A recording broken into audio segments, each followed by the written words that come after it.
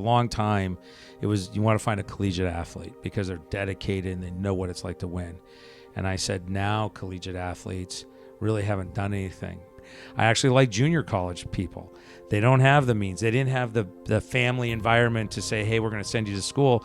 They've got a job. They're working at it. They're trying to figure their stuff out. Hardworking people are very hard to find. Welcome to the Good News Podcast on location today. We are so incredibly excited to be at the AFFLINK Summit in Palm Desert, California, where we led a few workshops this morning called The Distribution Dilemma.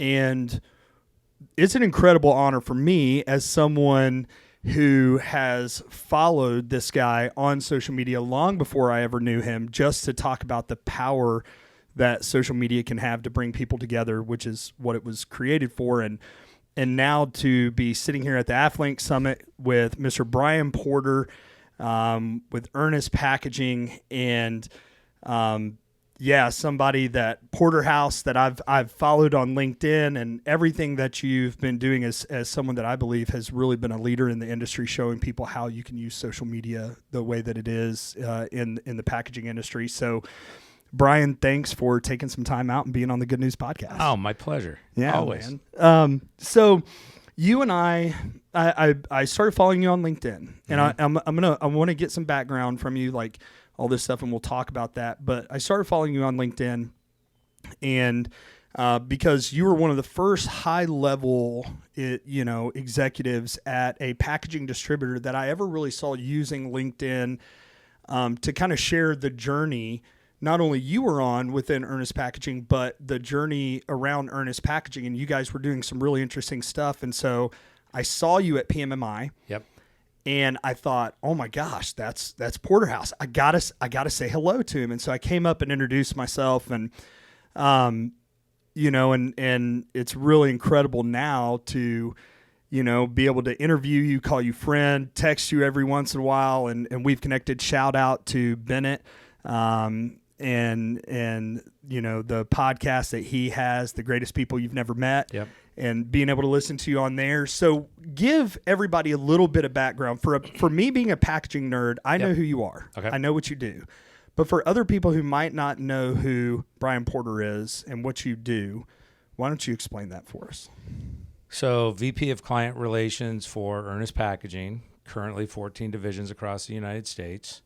I am a hands-on person. Yes, so I feel by leading from the field is the best way I can evaluate leadership all the way up at a division. Each one of our divisions, standalone corporations at every location. So everyone goes, why do you like going out with the rookies? And I said, because a couple things. Number one, I get to see what's going on in the field.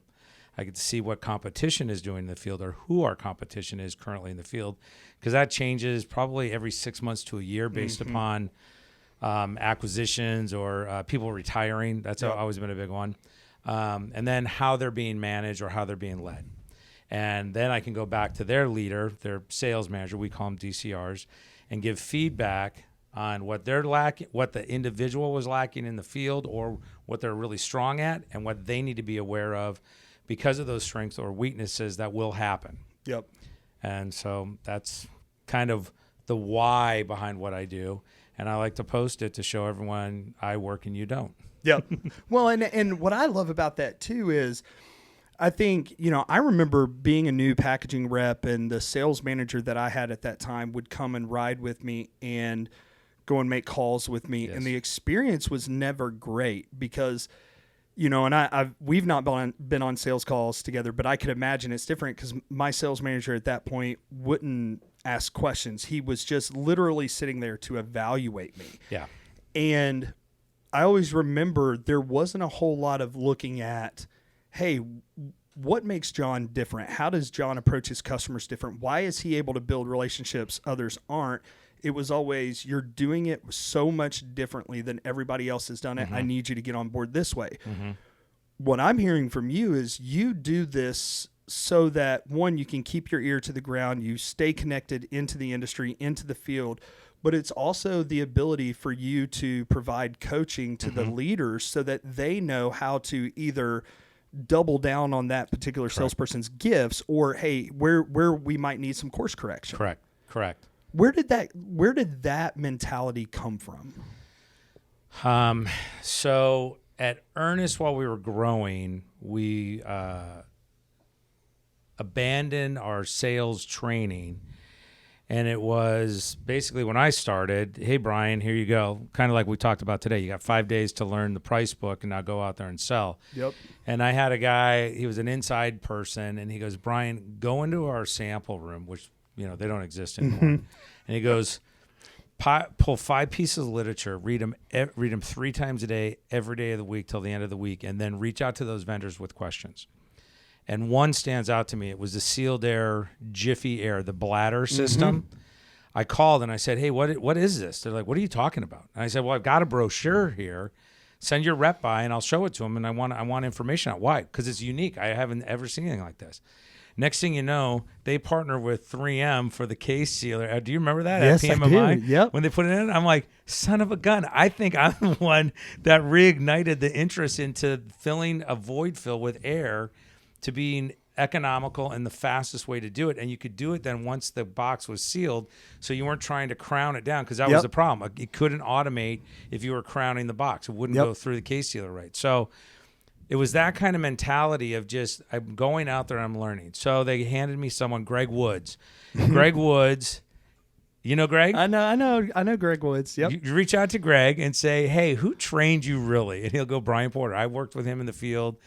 He graduated at Ernest under Craig Fisher as our sales manager, but I was the one who led him through the promised land and worked with him probably half a day a week for probably 6 months. Wow. And so when he was over at the company he just got out of, anyhow, you know which one I'm talking about. So he called me and he's like, hey, I'm down. I'm in town. Let's have dinner. I'm like, all right. And he goes, man, I can't tell you how much I appreciate everything that you did for me. Because now, look, I'm like, man, I can't tell you how proud I am that look at this person that was like, I don't know about this and everything else. And I think I gave him or sold him a washing machine or dryer for like $25. Wow. I just needed him to come take it away. And so he did. But so it was that kind of mentality. I didn't know what I was doing as a leader, but I knew what I needed when I was in the field. And I had a great mentor, Warren Paislett. He was a guy, he would roll up your sleeves. He'd want to kick your ass if you weren't doing your job, but he'd also, be rewarding you for the job well done. And Tim would always tell me, he goes, man, I can't go to these shows with Warren because he's shutting down the bars, and then we're up for breakfast the next morning at 6 a.m. having these meals, and I can't do this stuff. And then one day he goes, you've taken it to a whole nother level. Man. Because the energy then coming off of it, besides doing everything that he did of setting the example. Yep. Hey, you want to go have a good time? Great, but you ring that bell and you're there first thing in the morning. You go straight on it. I mean, there's nothing different about that. When I'm with reps in the field, they're like, man, we are running. I go, we're not running. We're walking fast. I go, yep. There's 20 people on this street. Let's see if we can bang it out in 2 hours. Yep. Because then we can go somewhere else. They're like, that means we've made 40 calls in a day. I go, isn't that awesome? What if we got to 50? Yep. And then we sit and I go, now my concern is you can't follow up on all this information that we just collected today because you're not going to do it right now when you go home. Yep. And they're just like, wait, what?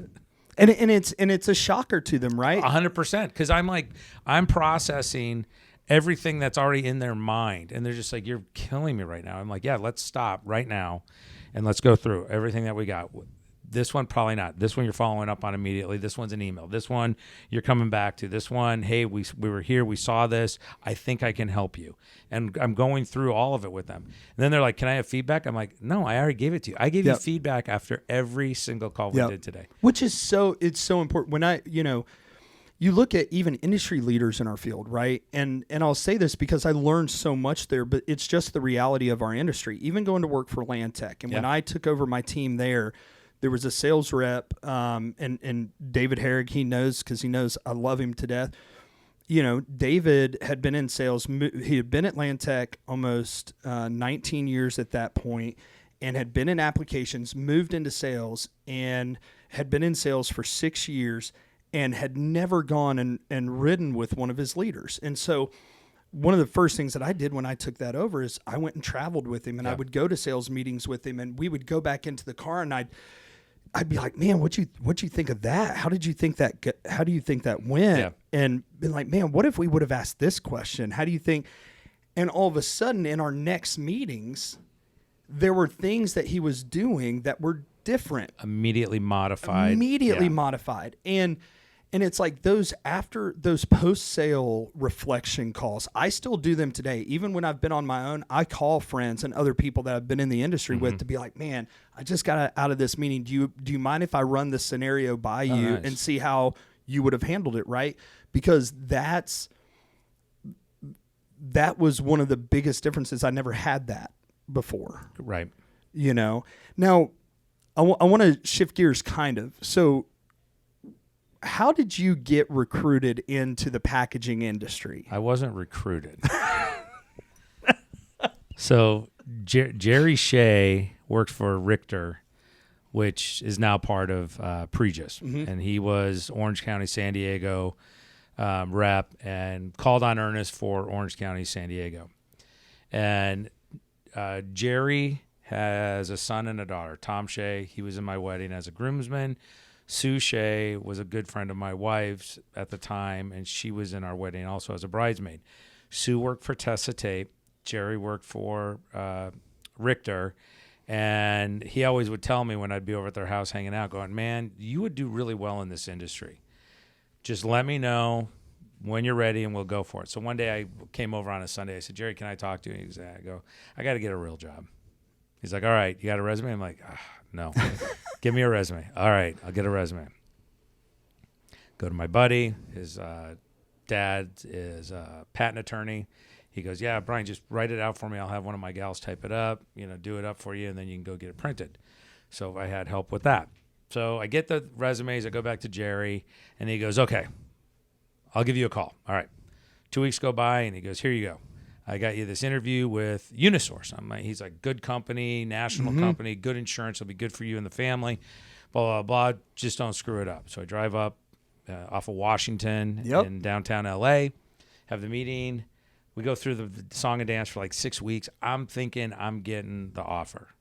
And I don't remember the gentleman's name, but he goes, I have good news and I have bad news. And then I said, well, let's go with bad news first. He goes, I'm moving to Seattle.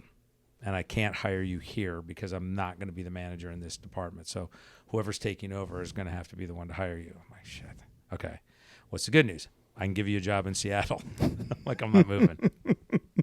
Yeah, San Diego's to Seattle, a little different weather. Correct. And then, so I called Jerry and I said, Jerry, and again, this is pre-cell phone. So I'm like on pay phones or having to pull over somewhere. So he goes, all right, let me make a call. So he goes, oh, Brian, it's Pac West. It's a family-owned company. They're in Santa Ana. It'll be great. So the president at that time he didn't want a personal meeting with me. We did a phone interview for 5 minutes. Wow. And he goes, tell me about your sales experience. I go, well, I really don't have any. He goes, yeah, okay, we're good. I'm like, all right. So I called Jerry, and he's like, that son of a... He goes, all right, do you mind driving to L.A.? I go, no, I drive to L.A. like right now probably 2-3 times a week. It's not a big deal. And he goes, all right. So I get the interview with Warren. He's immediately giving me a personality test, and I'm like, what the hell's going on? Yep. He's like, we'll get back to you. And I'm like, okay. Later, I find out, he goes, oh, I was hiring you regardless. I just needed to find out what I was going to do with you.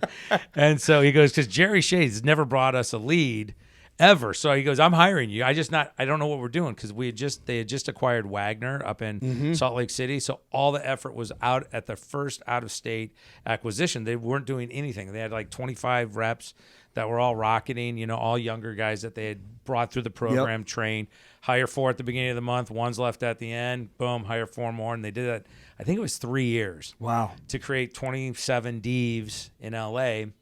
And so they brought me in, and it was industrial wipers from Bay West when they were going after the Kimberly-Clark for the wipe balls, and the Scott wipe balls. Yep. So they're like, look, we brought this stuff in, learn about it, and go sell it to our customers and go find new customers for it. Help our reps sell it. I'm like, all right, I'll do that. And another product called Stardust. It was a emulsified silica that could Okay. pick up acid, anything. Yep. It's white. You see it Yep. now in Sprinkle jugs. it out. Correct. Yep. Just sweep it up and it's all Yep. good to go. So we did those two. Stardust really never took off. I sold whatever we had on our floor. I think it was a truckload that they committed to, or 4 pallets, something like that. We got rid of all that, but the wiper stuff took off, and I just kept learning about more. And while I was going out, I'm riding with sales reps. Why did you do this? Why did you do that? What about this? What about that? So I was hired in September. By January, they're like, find your replacement, and then we can get you out in the field. I'm like, where do I go? And they go, you know more about this than we do. Go find someone. I'm like, okay. Here's your book. 5 days. Yep. Figure it out. Yep. Go get it. Here you go. Yeah. This is what you know more about it than I do. Go find your replacement. Wow. Now, what I find really interesting about this, because what I love about this industry and why I think like your story with Ernest resonates with me so much, because I was a personal trainer. I was running fitness clubs, and a buddy of mine had gone to work for a Jan Sand and packaging distributor and was killing it. And they were like, do you know anyone else like you? And he was like, my best friend, John. Is that picture? Yes. With you and your buddy? Yep. That's Me and him. Okay, that's Yeah. what I thought. And I was like, all right, man, let's go into it. But I was an exercise science major. I was in the fitness industry running clubs. And I look back on that experience beforehand and I go, oh my gosh, I believe it set me up differently to bring a different perspective to the industry that has allowed me to be incredibly successful in it. You were in a completely different industry. You were in the music industry, managing a band. Yes. And traveling with a band. Yes. Now, how do you feel like, one, who is the band?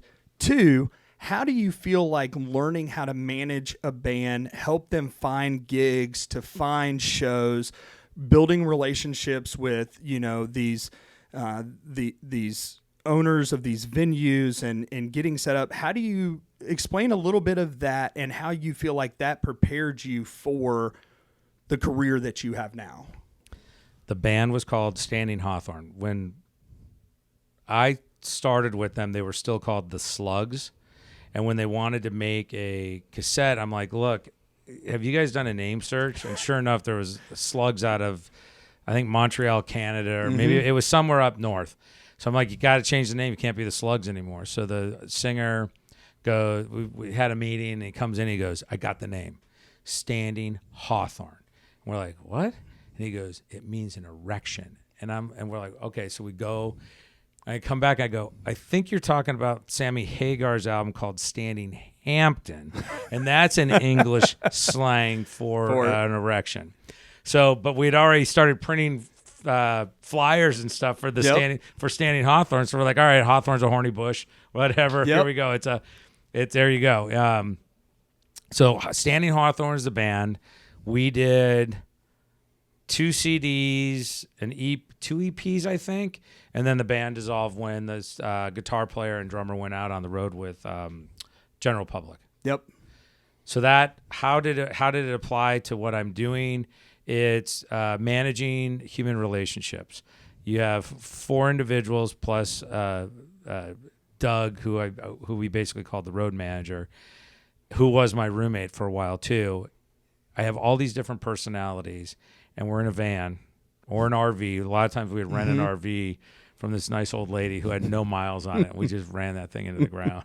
It was awful. Anyhow. Life. Yeah, of course. It was so glamorous. Yeah. So it was understanding, managing those personalities and how to make them all work together while being so different. So that I felt helped me a lot with it.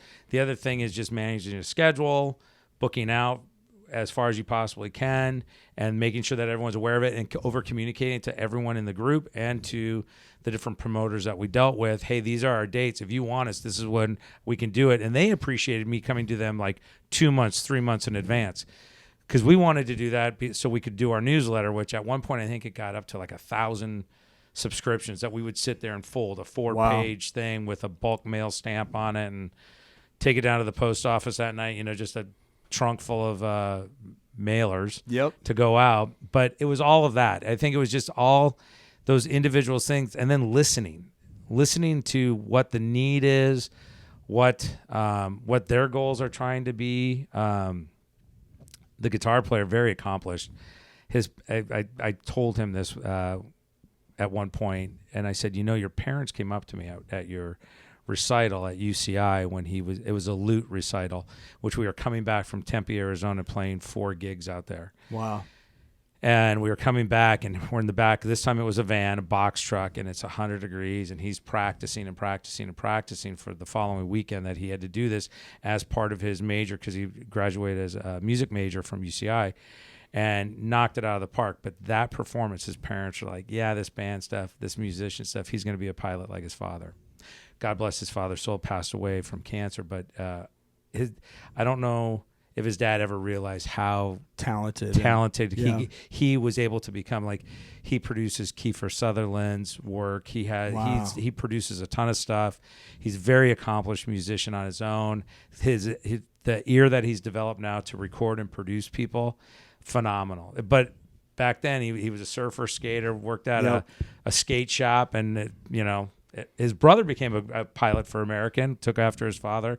But that kind of stuff, and how you can see something in someone, and even if they didn't even see it themselves, help them realize that journey, right? Yep. At least get them on the right path. You don't have to be there every step of the way, but that's when I look back at and I go, wow, that was cool. Yeah. Because his parents did not want that. Yeah. Well, and I think about that, Porter, one of the things I talk a lot about, and I think a lot of people experience this, is there's a lot of people walking around with water buckets, ready to pour water on that fire that people have, or that passion that people have. And it's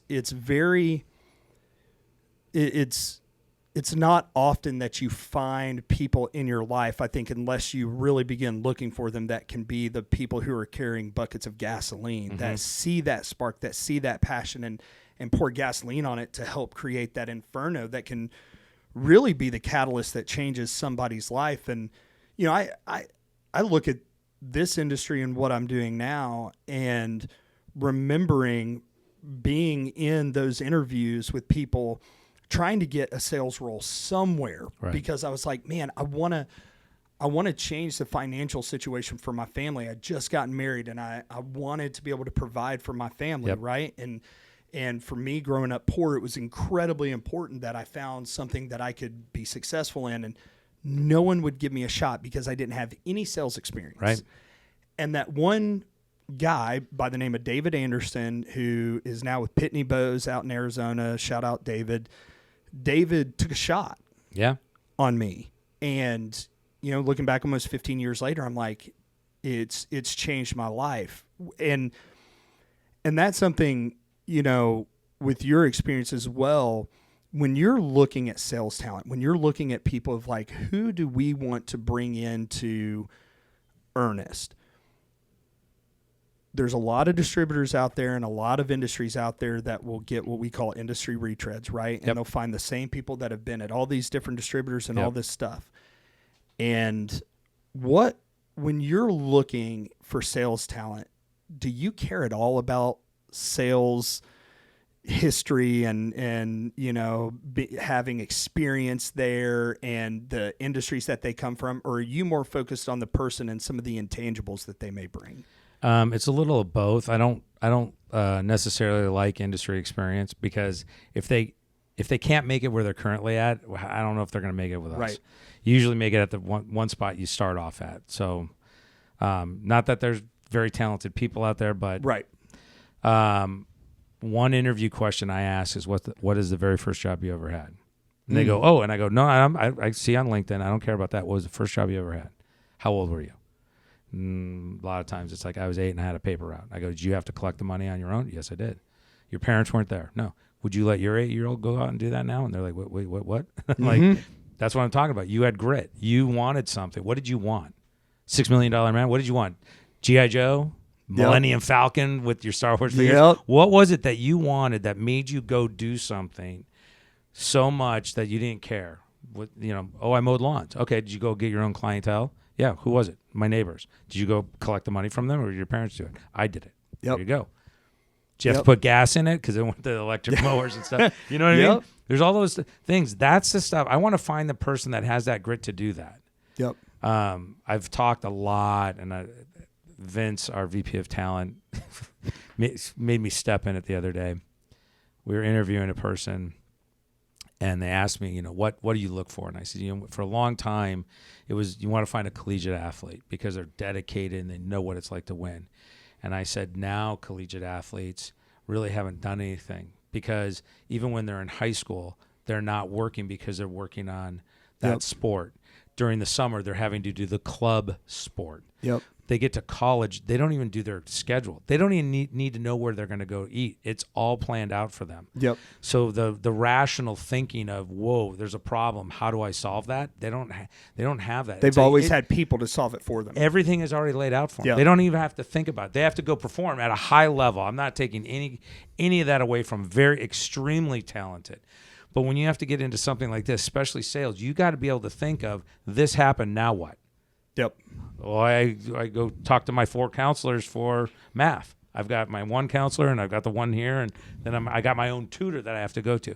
So that's why I kind of stay away from that. I would rather go to a D2 or an independent league type of person that they went to school to get a degree and they're playing sports and they're figuring it out, and they did that to help them with their education because they didn't have the financial means or whatever. I actually like junior college people. They don't have the means. They didn't have the family environment to say, hey, we're going to send you to school. They've got a job. They're working at it. They're trying to figure their stuff out. Hardworking people are very hard to find. So you just have to keep looking for those individuals that will tell you, give me a shot, man. That's all I need is a shot. Yep. Well, and because I think you guys do a great job of onboarding and training, and when you're creating the right environment also, oftentimes recruiting then isn't necessarily a corporate initiative because your employees and the other people that work on the sales team, they become so evangelical about what they do that other people are like, man, like what? Like you really love your job. You really love what you do. Like, I don't feel that way. I want to love what I do too. Right. And all of a sudden, even the referral basis, you're getting people that fit that mold because they're seeing this joy and this purpose that people have in their work. Oh yeah. And to me, that's when we can help people do that and give some of those misfits like myself and yourself that really, I think at that point in my life, I was just trying to figure it out. Right. And where could I go to maybe learn something that could be useful, that could be a springboard to something else? Or, I can tell you in all reality, I never thought I was ever going to leave Kelsan. I wanted to run that place one day because I loved the people so much and I loved the customers and the work so much. And, looking back on it now, I'm like, gosh, I'm so glad I got that shot.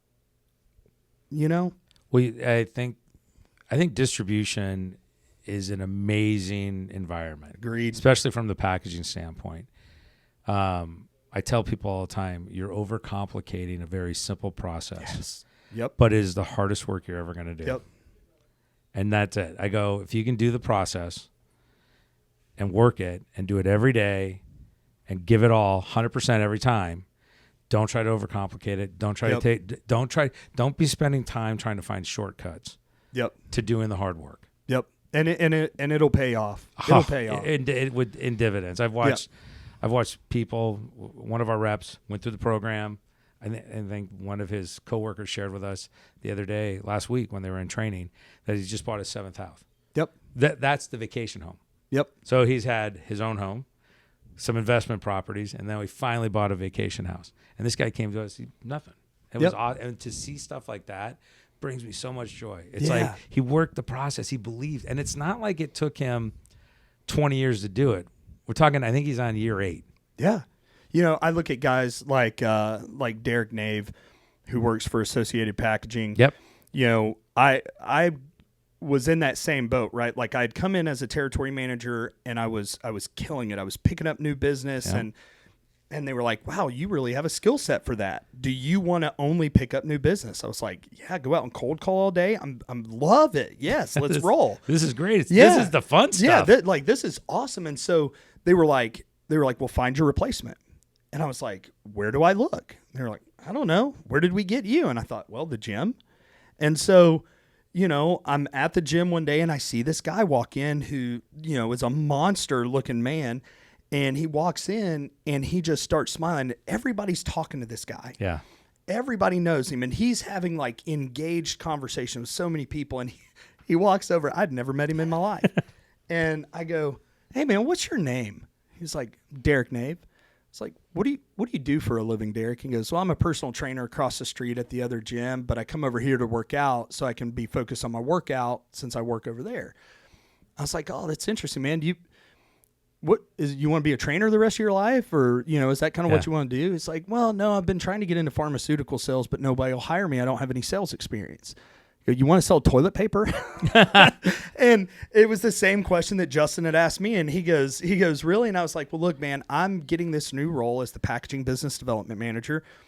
And I need to find a replacement to take over my territory for all of my customers. And dude, you just walked in here and everybody knows you. And man, I think if you're open to having a conversation, I'd love to learn more about you.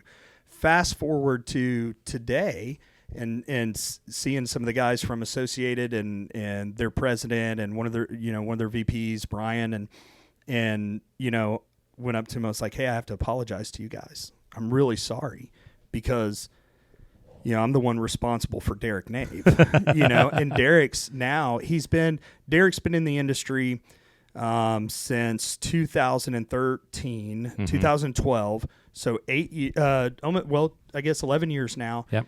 And, Derek's about to close on his third home. Killing it, right? I mean, crushing it. Right. You recognize something. You saw something in someone. Let's have a conversation.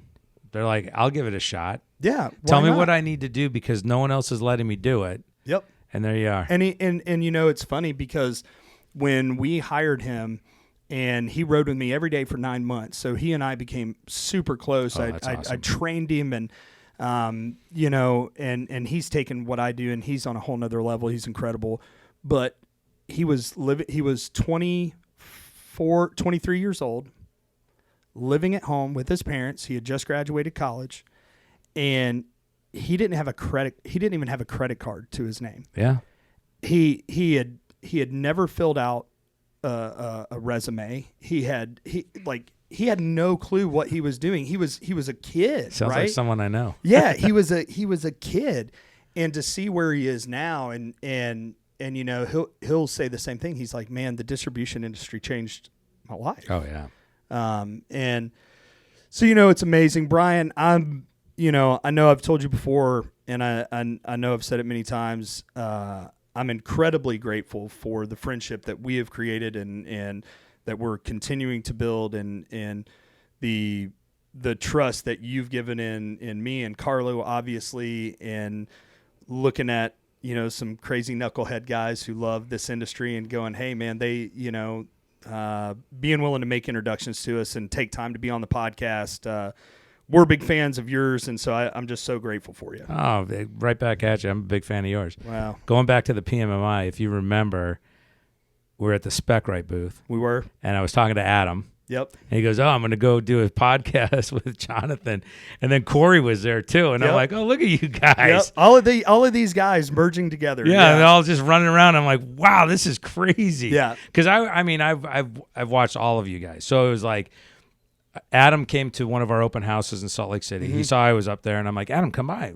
So we met in person, and people are like, oh my God, that's that guy. I'm like, yep. Really? The packaging pastor. I didn't know it was a big deal. Yeah. And at the time, that's when he was writing the book, the children's book. And then that was in the fall, a month and a half later, that's when we were at PMMI, seeing you guys. So I'm like, okay. And I remember watching, I saw your book, and seeing you doing all your posts and everything. And it's awesome because, you were bringing up me with social media. All it is just trying to communicate and get information out to people. Majority of them don't ever comment on it. Yep. Don't do anything. They just look at it. And, the last day and a half, Brian, I love your stuff. I don't like to comment because I don't want, get all weird because I'm your competitor or whatever. Yep. Like, dude, it's good. It's all good. I'm not afraid of putting anything out there. I won't put a customer name up. Right. I won't do any of that. I don't like some of our reps, if they ask not to be put up. That's why I'm just by myself and I'll snap a shot. Hey, I'm in Sacramento or I'm somewhere, just so I don't embarrass the rep or whatever. But it's just getting information out there. Get out there and do stuff. Yep. I was doing it during the pandemic and I was being chastised. I had very hateful DMs coming to me. Well, and that's so disrespectful.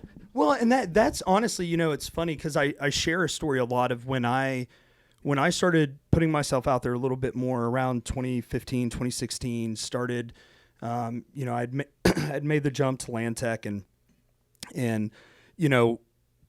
I would get fake, like the leaders of the previous company that I'd come from would make up fake email addresses and write awful things. You talked about it on one of your podcasts before. Yeah. And, it was one of those things where I really had to learn that not everybody is going to understand the reason why we choose to do things. And we can either let other people's opinions dictate the direction that we go or we dictate the direction we go. Correct. And, as somebody, especially in your role and in your level, I'm sure that even in the industry, there are people that were like, what is Porter doing? Why is he putting that stuff out there? Why is he on LinkedIn so much? Is he,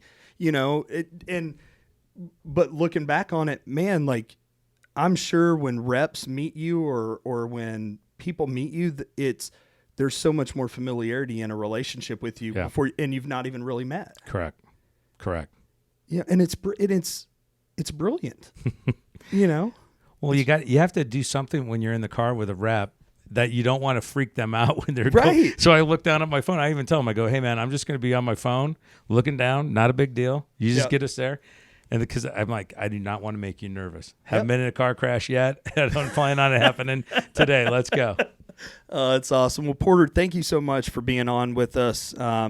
Thanks for your support. Thanks for being who you are in the industry. And we look forward to, many more conversations. 100%. Thanks for having me on. Yeah, appreciate it.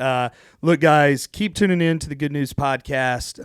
We're going to keep having conversations like these, focusing on bringing you value so that you guys can learn how to communicate and serve the customers you love to serve. We appreciate you. We'll see you on the next one.